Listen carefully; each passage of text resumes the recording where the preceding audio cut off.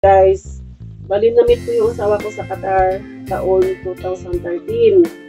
Pero before ko siya na-meet, marami pa akong site na sinalihan, kumbaga sa Asian Dating, tapos sa Filipino Cupid, Tinder, tapos meron pa yung isa, yung sa pang-Arabo naman yun, lahat ng mga naandun, mga Arabic, mga Arabo, mga ganyan. Pero minalas talaga ako mga yun dahil lahat ng nakilala ko doon na mga nakachat ko, hindi naman sila serious kasi ang hinahanap ko kasi mga guys noon seryoso dahil siyempre 35 years old na ako noon at single mother.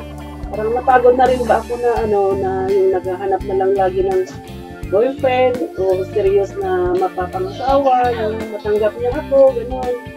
Kung anong pagkatao ko, anong nakaraan ko, ganyan. Meron akong nakilala na first time nung nandun ako sa 2011. First time kong nakipag-chat ng Filipino Cupid. May na-meet ako doon na nakachat ako na British din. Siya ang unang-unang foreigner na nakilala ko. Tapos nandun din siya sa Qatar. Tapos, lagi niya sinasabi sa akin pag nag-meet kami, yung uwi ako sa pagkaya. Pero ayaw ko dahil, siyempre, gusto ko naman yung totoo siya na, kung seryoso talaga siya sa isang relasyon. Pero, na ko kasi, nung once na nagkita kami, galing siya sa Hong Kong dati dahil lang trabaho niya is attorney sa airport, sa Doha Airport. Tapos meron siyang travel business doon sa Hong Kong. Tapos pagbalik niya, sinisting ko siya, naggamit ako ng ibang number. Tapos yung number na yon ay, pero sinabi ko sa kanya na yung number ko na original, sinabi ko sa kanya na mag-meet kami ng time na yon. Pagdating niya, mag-meet kami. Tapos, kumbaga, magkakain lang kami sa restaurant ganyan dahil natatakot para ako noon na yung sabi niya na pumunta daw ako sa bahay niya pero hindi pa ako pumunta doon hanggang restaurant lang kami. Tapos kasama ko yung kaibigan ko na na isa, si Christine dati. Tapos, nung gumamit ako ng isang number, SIM card, ayun ako, doon ko siya nahuli mga guys, na kinancel niya yung pagkikita namin, nakakain kami ng restaurant para i-meet niya yung si Hana. Hana, ginamit yung pangalan dati. Yun. Tapos sabi ko sa kanya na na magkikita kami sa groceries. Yung Hana na yun. Tapos pumunta talaga siya sa groceries mga guys. Hinanap niya yung Hana na yun pero hindi niya makita. Tapos sabi niya doon sa Hana na o sige, pag hindi ka pa magpapakita sa akin kasi nandito na ako sa Lulu, sabi niya gano'n sa groceries, nandito ako, nakadamit ako ng ganito, sabi niya ganyan, pero iba pala yun, hindi ako kunwari lang yun. Tapos doon ko na siya napatunayan na hindi siya seryoso sa isang relasyon. Kaya nung sinalpak ko yung isang SIM card ko ulit doon sa cellphone ko, nakita ko doon na sabi niya na mag-meet na kami dahil hindi na daw siya busy. Sabi ko sa kanya na hindi na kasi pagod ako, ganyan, kakagaling ko lang sa trabaho. Sabi ko gano'n, umuwi na rin ako, sabi ko ganyan sa kanya. Tapos since doon, blinak ko na siya sa aking number, kaya hindi na niya ako makita. Tapos meron na naman ako isang nakachat sa Filipino Cupid din, Greg ang pangalan niya, German din. Nandun din siya sa Qatar kasi nagtatrabaho din siya sa Qatar Airbase.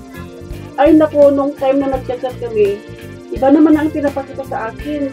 Tapos nung ikinento ko sa kaibigan ko, sabi niya na, yan din ang nakachat ko. Sabi niya gano'n, ay naku, sabi ko, hindi ko deserve ang pupunta sa site na to. Sabi ko gano'n dahil hindi naman ako naghahanap ng mga lalaki na yung ganyan ba, yung fling-fling lang, ganyan.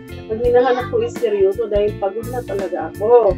Sabi ko gano'n, pagod na ako sa single na naghahanap. Dahil may nakasama din ako noon na Pilipino mga guys, sa Qatar din.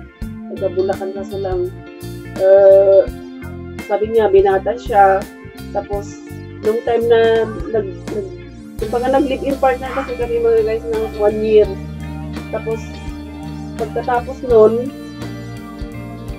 sinabi niya na sa akin na meron daw siyang asawa sa Pilipinas na separate na daw sila. Pero sabi ko, ay ayoko. Gusto ko yung ako lang. Ganun dahil, di ba nangyari na sa akin yan nung una, sabi ko yung tatay ng anak ko, ganun din. Sabi niya na binata, tapos pagdating nung lumabas na yung anak ko, yun, may asawa pala siya, tapos kasal pa. Kaya, alam niyo guys, yung mga lagi na lang ako maluluko, gano'n. Kaya, nung time na yon, nilag out ko na yung ano ko sa Filipino Cupid, tapos nag-login ako sa Asian Dating. Gano'n din.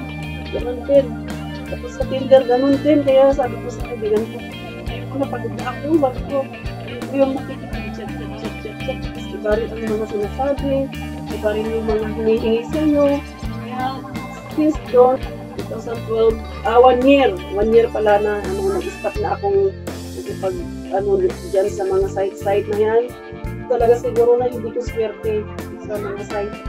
Tapos yun mga guys, noong 2012, hindi na ako kumbaga pumapunta na lang ako sa mga kasama ko, sumasama ako sa kanila, punta kami sa, kasi doon sa Qatar mga guys, kasi doon yung disco dati, yung mga hotel ba na sa Sheraton, may ano sila doon, diskuhan, sa Horizon, tapos meron din yung Crossroad na live band, mga ganyan. Ayun, pag holiday ko, mga Thursday night, pupunta kami ng mga kaibigan ko doon. Chill lang kami, pupunta kami, binilang kami ng isang kaming drinks, tapos pupunta, siyempre, alam nyo na yun, mag-disco, ganyan. Kasi yung mga kaibigan ko kasi, mga ano din, mga single mga ganyan. Siyempre, mag-enjoy. Siyempre, wala nga kaming asawa. Tapos hanggang nung time na, itong kaibigan ko, sabi niya sa akin na, Day, merong Englishman na gusto daw ng girlfriend. Ganun, sabi niya sa akin. Bakit ayaw mo?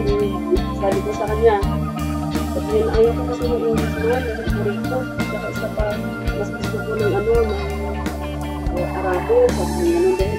Kasi naman talaga, totoo, kasi gusto ko ng mga Arabo, lalo na yung mga bata-bata pa, mga gano'n. Kasi 27, binigay niya sa akin yung number, tinawagan ko naman, tapos nag-ring. Tapos tinatay ko, minisis ko siya sa WhatsApp na, sinugusta ko siya, hi, how are you? Gumanon ako.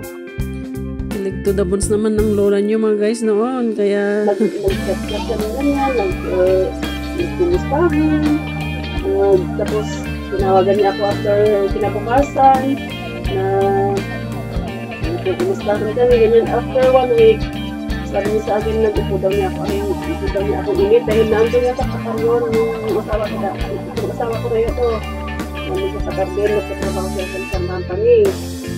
Saka ako naman, nagtatrabaho ako naman din ako sa isang nursery school, assistant teacher. Tapos, sabi niya sa akin na mag-meet kami ng Wednesday night at kakain sana kami sa Emerald Hotel. Hindi natuloy dahil may business daw napupuntahan din sa may business trip sa Dubai. Tapos, sige, sabi ko sa next week na naman, dumating na naman yung Wednesday, wala na naman. Nabalik na naman daw siya sa Dubai kasi meron na naman daw siya. Tawag dito, business trip na naman doon. Busy siya. Tapos, nung nag-message siya sa akin nung time na after 2 weeks na yun, nag-message siya sa akin kung kinumusta niya ako, kinaba ako, ganito. Sabi ko, okay lang. Pero parang nagtataka ako, sabi ko, bakit sinabi mo na mag-meet tayo, ganito, ganyan. Mamaya makakancel. Tapos, sabihin mo na naman yung araw at saka date, ganito, makakancel na naman. Ano ka ba, totoo ka bang foreigner o Indian national? Sabi ko, ganun dahil ang nagbigay kasi kay Christine dati sa kaibigan ko, yung kaibigan niya na yun is Indian. Katrabaho daw niya, boss daw niya, si Stewart. Sabi ko sa kanya, i-block na lang kita kasi hindi na naman pala totoong Englishman. Sabi ko ganun sa kanya. Tapos, sabi niya sa akin na, sige, mag-send ako ng picture. Tapos nag-send siya sa akin ng 5 picture. Yung mga picture niya dati, naandun siya sa Egypt. Tapos yung picture niya nung teenager siya. Tapos, hindi pa siya kalbo nun hindi pa siya kalbo noon, may buhok pa. Tapos sabi ko sa kanya, ikaw ba to? Parang hindi naman ikaw. Sabi ko sa kanya, profile picture niya pa sa doon sa WhatsApp, nakasombrero. Tapos nakashade. Kaya hindi ko siya ma-recognize. Tapos nakalubog yung katawan niya doon sa tubig. Ganito lang ang nakikita. Kaya yung, di ba, nakashade siya. Pero maputi naman yung mukha niya, di ba? Meron naman maputi sa, sa India, sa Mumbai. Yung mga Mumbai.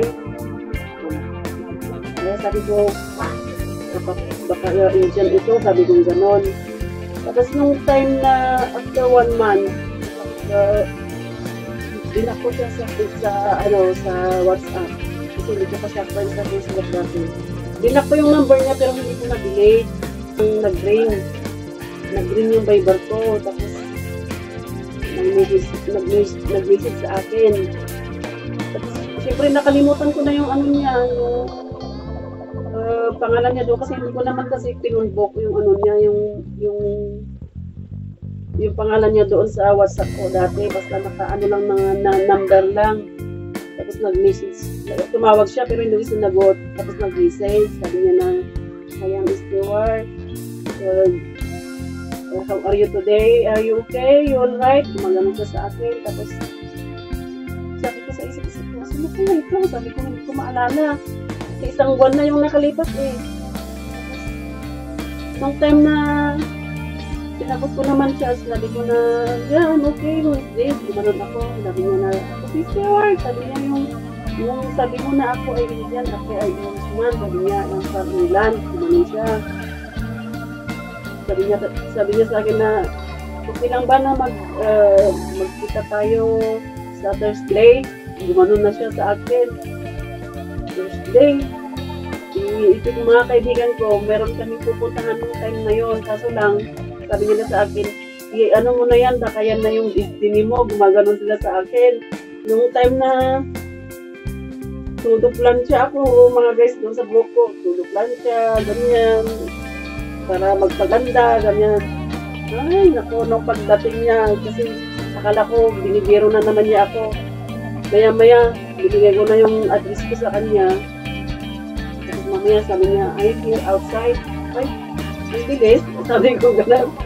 Tapos, ang sasakyan yung mga guys, jeep lang. Alam niyo yung ano, para siyang owner na ano, yung Wrangler na ano, na wala siyang bubong. Tinanggalan niya ng bubong. So, kung gusto yung buko, pumunta na sila kung saan-saan. So, sabi ko sa kanya, plinansya ko yan ng ilang oras. Tapos ngayon, lilipad na sila kung saan-saan, direction na sila napunta. Sabi ko gano'n, tawa siya ng tawa. Tapos pumunta lang kami guys sa ano, sa Emerald doon kami kumain na. Dinner doon kami, first na nag-date. Tapos pagkatapos namin kumain, nagpintuhan kami. Tapos pinainom niya ako ng wine. Tapos yun, tinnan niya ako sa, ano ko, sa boarding house ko. Tapos sabi niya sa akin kung pwede daw siyang papalik bukas. Tapos sabi ko, ba? You can come back tomorrow. Di ka kumanan ako para makilala mo yung mama ko. Dahil yung mama ko naandun din sa Doha. Oo, hanggang ngayon naandun din. Tapos, pinabukasan, bumalik siya. Hindi ko talaga ako sukat akalain mga guys na bumalik siya talaga. Tapos yun, pinakilala ko sa mama ko, sa mga kaibigan ko, sa mga pinsan ko. Kasi magkakaano lang kami sa boarding house. Tapos sabi ng nanay ko sa akin na, "Tignan mo baka mamaya 1 week lang, wala na naman yan." Sabi niya sa akin. Tapos yun na, everyday na siya pupunta doon. Tapos yung time na yun, nung sabi niya na matulog doon, inisip ko muna, sabi ko sa kanya na, kung dito ka mag-stay, natutulog. Sabi ko sa kanya, seryoso ka ba? Dahil ako, seryoso ako, dahil pagod na ako sa isang relasyon na yung ngayon magka-relasyon, tapos bukas, hindi na, ganon. Sabi ko sa kanya, sabi naman niya na seryoso daw siya. Para daw, nung na-meet daw niya ako, parang hindi na daw nung dati, na parang walang direction ng buhay. Pero nung na-meet daw niya ako, parang may nabago, gano'n. Tapos, nung time na natutulog kami, nakahiga kami, naman ako kung kunwari daw, kung gusto ko daw magkaanak sa kanya, tapos kung daw pinapadala ko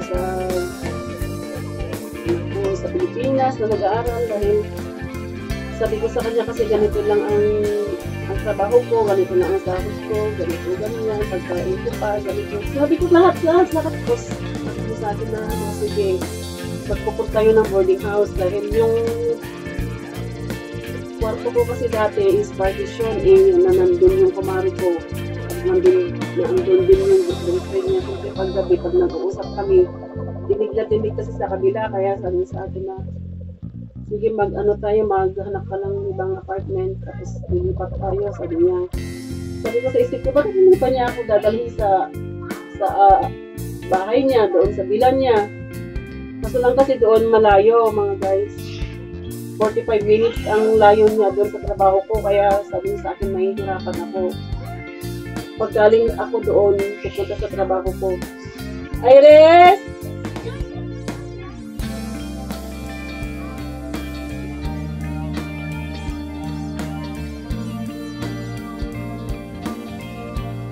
Do not fight, Tapos yun lang mga guys. Hanggang sa lumipat kami ng bahay. Tapos, siguro tinistin niya ako mga guys in 3 months. 3 months na nagkasama kami sa isang apartment. Sinalok na niya akong umuwi ng Pilipinas. Tapos doon, umuwi kami ng Pilipinas. Kaya mga guys, nung time na sabi niya sa akin na umuwi kami sa Pilipinas, syempre, tuwa ako dahil since 2009 na pumunta ako doon. 2009, 2014, 2013 kami nagkakilala. Tapos, yung amo ko pa, yung sponsor ko, ayaw na niyang i-renew yung visa ko. Kaya sabi ko naman, paano na to? Sabi ko, hindi ako makakawin na ng Pilipinas pag nagpili na ako, gano'n. Tapos, nung sinabi niya sa akin na uwi kami ng Pilipinas, sabi ko naman sa kanya na yung visa ko, hindi ako pwede na pag umuwi ako, hindi na ako makakabalik. Sabi ko yan. Kaya inayos niya mga guys yung visa ko, inayos niya. Tinawagan namin yung sponsor ko at sabi niya sa akin na i-renew mo muna ng 1 year. Pag uwi namin ng 2014 mga guys, balik namin, pag uwi namin sa Pilipinas, nagkumuha kami ng papel namin ng marriage contract mga guys, na abogado. Abogado kami kumuha, hindi kami nagkakasal ng bungga-bungga.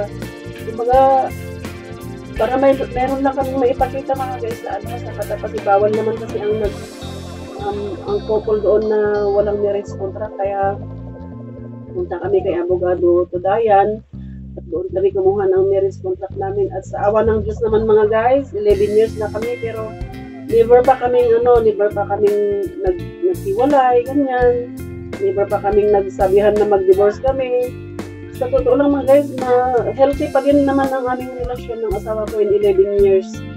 Kaya, laking pasasalamat ko din dahil mabait talaga siya. Kahit pinaaway ko siya minsan dahil lalo na nung nandun kami sa hipag ko, pinaaway ko siya. Sabi ko, uwi na ako ng Pilipinas. Sabi niya, ayaw ko. Sabi niya sa akin. Basta maghintay-hintay na lang tayo hanggang makalipat tayo dahil wala din naman tayo pupuntahan na iba. Sabi niya gano'n. Naintindihan ko naman yun. Pero minsan kasi naiinis ako sa hipag ko dahil hindi rin siya makaintindi. Kaya doon niya nakita mga guys ang ko sa Pilipinas. Dahil sabi niya sa kanya, wala akong bahay, nanghirap lang kami. Tapos yun, nakita naman niya na totoo wala kami bahay. Yung bahay namin sa Lily House. Tapos pag umulan, tumutulo, lalo na yung kusina namin, tumutulo. Kaya nung pagbalik namin mga guys sa at pinasyal ko naman siya sa Baguio, sa Bigan, gano'n. Tapos pagbalik niya, nauna siya sa Qatar. Tapos sumunod din ako after noon.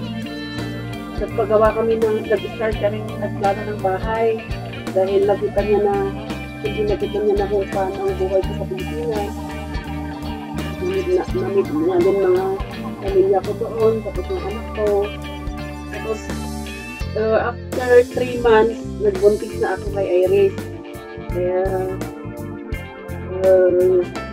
ano ko, i-share ko ulit sa inyo sa next episode mga guys kung paano ako nagbuntis kay Iris noon dahil mahaba-haba na ang ano natin.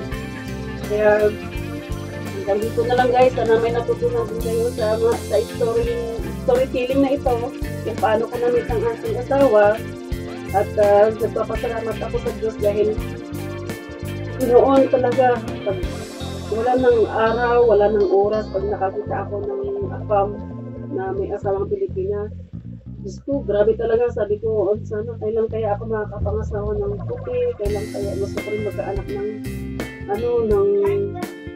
gusto ko rin magkaanak sa puti, ganyan. At thanks God, binigyan niya talaga sa akin at ayan na nga, meron na akong anak, meron na akong asawang puti, kaya thank you Lord. At sana naman yung mga gusto magka-afam dyan, marami pa rin kayong meron kayong makikita, basta tsaga-tsaga lang, huwag kayong magpadalos-dalos dahil tingnan niyo ako, nagpadalos-dalos ako, pero anong nangyari? Diba? Kailangan, kung talagang para sa inyo, gano'n, hindi yung pag nakakita na kayo ng afam. Dahil nung una nga, nung diba, sabi ko na may akong nakilalang British, yun ang unang nakilala ko. Akala ko yun na, pero hindi pala. Kaya, pag hindi mo siya kasi hinanap, kusang darating. Pero pag hinahanap mo, ay mawawala talaga. Kaya hanggang dito na lang guys. Sana may natutunan din kayo sa aking video na ito. Hanggang dito na lang mga guys. Kung sino pang hindi nakapag-subscribe dyan, pindutin nyo lang yung button sa baba para update ko lagi sa ating mga video. Salamat po. Shout out po sa inyo lahat. At God bless. Bye!